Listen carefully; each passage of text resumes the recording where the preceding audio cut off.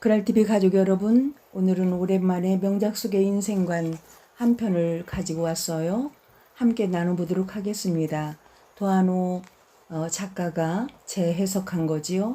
J.P. 사르트르의 벽을 재해석해서 제목도 운명이냐 우연이냐 이렇게 달아놨어요.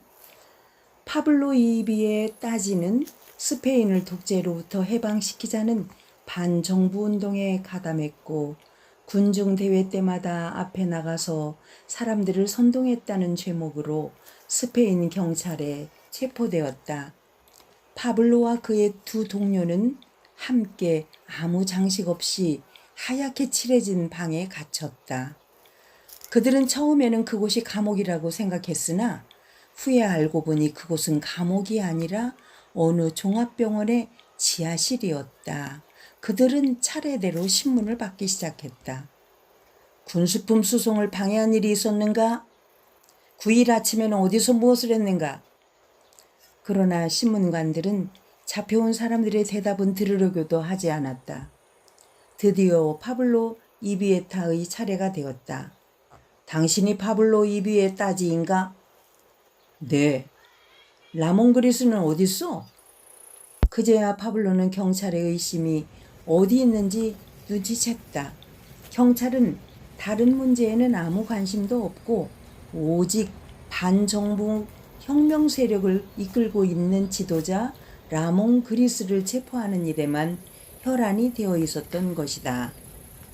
신문이 끝난 뒤에 파블로는 복도로 안내되어 나왔고 거기에는 함께 반정부 운동을 하다가 끌려온 톰과 후앙이 간수들에게 둘러싸여 있었다. 그들이 또 어디론가로 끌려가는 중에 톰이 간수에게 물었다.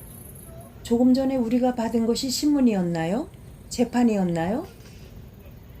간수는 재판이었지 하고 간단하게 대답했다. 잠시 후에 그들에게는 모두 총살형이 선고되었고 톰과 후앙은 얼마 후에 차례대로 총살되었다.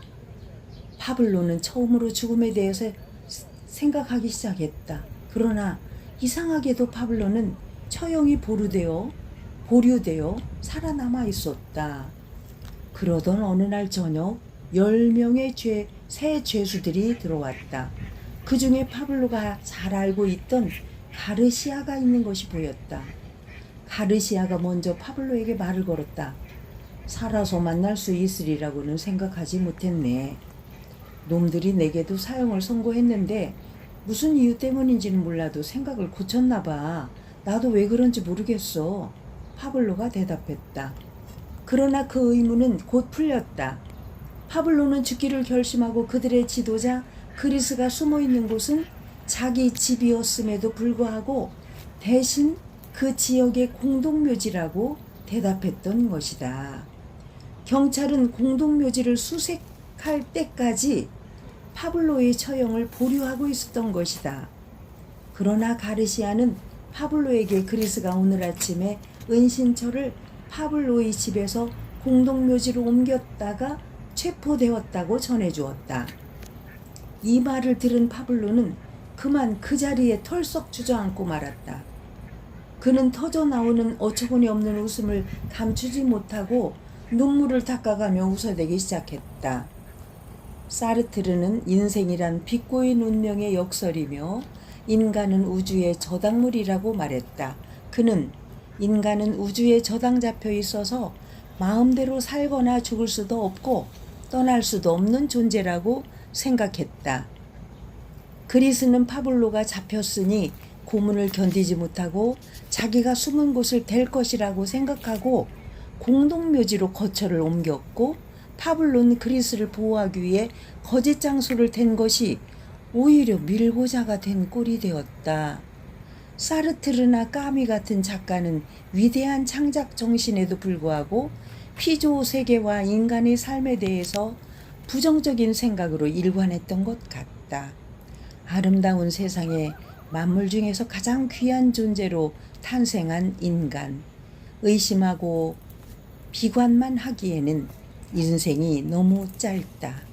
주어진 삶을 위해 최선을 다해서 후회 없는 인생을 사는 것이 값진 일일 것이다. 남이 쌓아놓은 벽에 갇히는 것은 어쩔 수 없다 하더라도 자기가 쌓은 벽에 스스로 갇히는 불행만은 피해야 할 것이다. 진리를 알지니 진리가 너희를 자유롭게 하리라. 요한복음 8장 32절 말씀이 생각나는 시간이지요. 참 죽는 것도 맘대로 안 되고 거짓말도 또 맘대로 안 되네요. 이렇게 운명이냐 아니면 우연이냐. 글쎄 우리가 신이 아니기 때문에 우리가 운명이라고 생각하는 것이 신께서 보실 때는 운명일 수도 있고 우연일 수도 있고 우리가 우연이라고 말하는 것이 운명이 될 수도 있겠다. 그래서 모두 다 그 우리를 조종하고 계시는 어느 신의 그 각본에 의해서 우리는 연출하고 있을 뿐이다. 그래서 우리의 삶을 우리 의지대로 마음대로 살려고 해도 사라지는 것도 아니고 또 그렇게 살아도 안 되겠지요. 여러분 그랄TV 윤석희 오늘 여러분과 사르트르의 작품 하나를 함께 생각해 봤습니다. 여러분 우리들도 글을 쓰면서 일기를 쓰면서 또 깊은 생각을 하고 인문학적 철학적 사고 과정 속에서 우리의 삶은 점점 여물어 가고 있는 게 아닐까 그런 생각이 듭니다. 그랄TV 윤석희였습니다. 감사합니다.